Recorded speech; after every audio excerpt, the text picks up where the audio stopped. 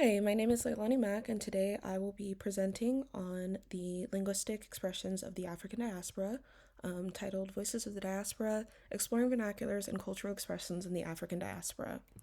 So, to begin with some context, obviously the African diaspora exists due to forced migration of enslaved Africans. As such, many African cultures began to exist closer in proximity to each other. This includes areas like the United States, Mexico, Brazil, Haiti, Grenada, places localized to the Caribbean and other areas where these transatlantic slave trade took place. Secondly, enslaved Africans, when coming in contact with other languages and other cultures, needed to communicate, mainly for um, reasons via resistance or alternatively for pure survival, and essentially communicated in simplified forms of languages that were shared amongst each other. So over time, these mixed languages sustained each other and the necessity past the necessities for survival itself, continuing to develop and developed into modern dialects and vernaculars that we have today. This process of linguistic fusion contributed to the formation of new Creole languages, and these languages changed over time, via the social and political context of the time, but maintained today and have remained resilient expressions of cultural identity and heritage. So, as someone who was born in a predominantly black area and raised in a predominantly white area, a lot of my vernacular in certain contexts is deemed inappropriate or a misuse of English. Something that I became increasingly aware of lately, especially with the advent of social media, is this overabundance and use of AAVE incorrectly at that. I noticed that despite these years of being berated for speaking in a particular vernacular or speaking in a Creole language, that a lot of people now are using it, especially those who are unfamiliar with it or not in the diaspora, using it and missing these nuances that are clear in the sentence structure of these vernaculars. So I wanted to explore how these types of vernaculars are related to the diaspora due to this uptick in usage, and it led me to my problem statement. Despite the widespread of African diasporic vernaculars and accents in popular culture and media, there's a pervasive problem of linguistic discrimination and cultural appropriation for individuals who use these vernaculars inauthentically. I realize that there is, like in many other aspects of popular culture, a clear disconnect between the things that are enjoyed by the world from these African diasporic places and a genuine care or respect for the actual cultures themselves. So, of course, this can be attributed to a genuine lack of knowledge or understanding, but also a byproduct of white supremacy. So it led me to my research questions. How have African diasporic vernaculars been shaped by interactions between enslaved Africans and other peoples of other colonies, and how are these vernaculars a marker of identity and community, and what do they mean in the face of linguistic assimilation? So, for my thesis statement, I maintain many people think that vernaculars within the African diaspora, such as African American Vernacular English, are corrupted forms of standard language norms, but the truth, as supported by my research on the African diaspora in the Caribbean, Cuba, Puerto Rico, Brazil, and the USA, is that they are manifestations of cultural heritage and linguistic innovation that are deeply rooted in African linguistic patterns and have globally shaped the way people speak, write, and sing today. This idea plays into bright ideas that society continuously devalues and marginalizes the cultural contributions of African diasporic communities, and perpetuates harmful stereotypes that reinforce power dynamics that privilege certain linguistic traditions and norms over others. So, first, we'll begin by reviewing the creation of race and the justifications of it, discussing the diaspora itself and the experiences had during and after emancipation. Then, we'll kind of go into the usage of these diasporic languages in music and in art, in literature in particular, and how individuals use that to reaffirm their cultural identity, and finally into syntax and the usage, especially as it relates to the creation of these languages as expressions of African culture. So, beginning with my first analysis, the two lessons that I wanted to highlight were from lesson 2 and 3, both from the documentary Race the Power of Illusion.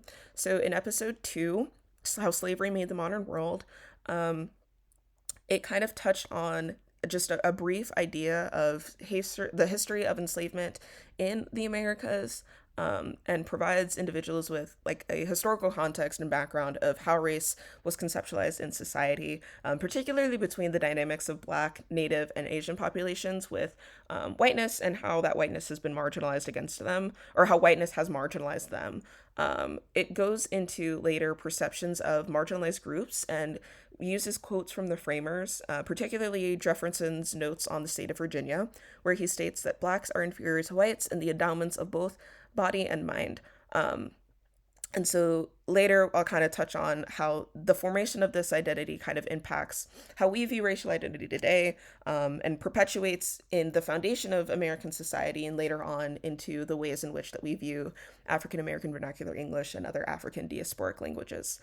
So in my second analysis, for the first episode of the docuseries, The Creation of Race and Racism, the documentary attempts to deconstruct these notions and approaches to misconceptions of race in a variety of ways, but most notably through scientific bases. So one of the things that they kind of overemphasize is the idea that there is no scientific basis for the creation of race, and that it is an entirely constructed concept used to justify dehumanization against these particular communities. So one of the things that they highlight in particular is athleticism and physicality of African Americans, touching on Jesse Owens and his Olympic performances, and the idea that his athleticism can't come from talent, but rather has to come from a genetic predisposition. It does also later have an experiment where students are attempting to find some sort of genetic marker that ties them together racially, but ultimately can't. And I think these sources do a wonderful job at providing context for my argument, because one of the things that I wanted to highlight was the idea that, historically speaking, what diasporic peoples have been viewed inferior to whites, particularly in their mental capacity. I think that this quote in particular highlights the idea that there is still a warped perception of what race is like, and how racial identity impacts individuals in the United States in particular. But I think that this can definitely extend to the African diaspora as a whole. I explore that these misconceptions behind particular vernaculars is something that I wanted to highlight because it feeds into the perception of these languages by white and non-diasporic audiences. So by looking at these two analyses, we were able to construct a more concrete understanding of how these diaspora groups came to be, and what it is that the people have, the perceptions that people have of these diasporic peoples. So for my next analysis, I wanted to focus more on the actual usage of these vernaculars. The first one that I have comes from the Distant Relatives album. This album features both Nas and Damian Marley, who are two very important and well-known artists. In their respective, diasporic vernaculars, they use AAVE and Jamaican patois to convey the messages that they have in their music. This album overall kind of touches on diasporic relations, touching on the generational intricacies, intragroup intricacies, and so I wanted to use this album as a source, because it explicitly incorporates these vernacular languages into a platform meant for all. And I think the amplification of these voices of the marginalized in particular challenges these mainstream norms and amplifies the voices of these marginalized peoples. The other analysis that I have is Colonization in Verse by Louise Bennett Coverley, where she depicts a reversal of colonial dynamics between Jamaicans and the English and uses Jamaican patois to highlight this. By doing so, she embraces her cultural identity and centers the voices of Jamaican people in the context of a marginalized English community, which I think is really interesting. So within these analyses, I argue that the formation of these vernaculars within the diaspora is a complex process, but engages individuals both or throughout writing, dancing, and in music, and that these perceptions as simplified languages are incorrect and stem from long-standing histories of marginalizing these voices that these artists are attempting to rewrite.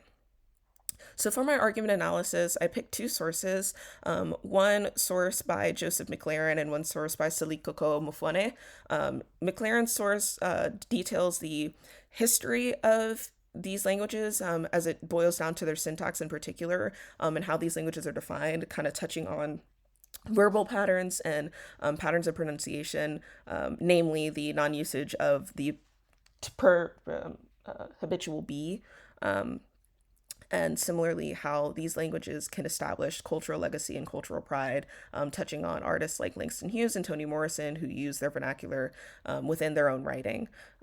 The other source that I have is discusses the genesis of pidgin languages and the three hypotheses surrounding it, and perpetuates theories of where these languages come from and what these languages actually mean, and how these languages can exist in their own categories rather than being considered primitive or simpler languages of standardized languages.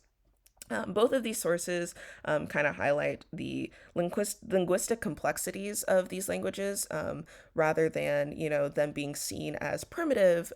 They each have their own sort of sentence structures and patterns that allow these languages to be their own fully fledged independent languages. So as far as my heritage goes, I am Haitian American and African American. On my Haitian side, I did speak a lot of Creole. My grandparents are from Haiti, and so a lot of my knowledge of Haiti comes from them.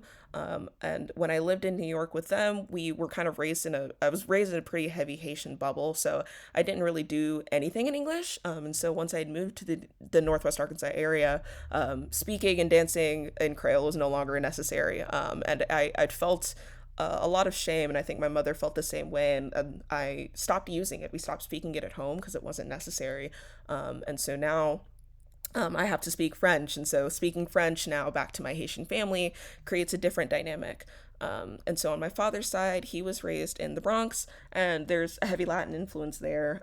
My family there can be traced back to Virginia and slave culture. And so using his vernacular and his idioms in a predominantly white space as well is also very different. So code switching and learning how to embrace my own heritage between both of these cultures, and maintaining, whatever is societally expected of me is kind of the line and the argument that I'm currently at. But I'm at an age now where I prefer to be more authentic than to kind of assimilate in that way. So ultimately, I do think that my argument was proven true. At first, one of the things that I didn't really have a good idea and conception about was the breadth of the diaspora. And so, in researching this and learning about different pidgin languages and Creole languages, I was able to kind of get a better understanding of some of these spaces.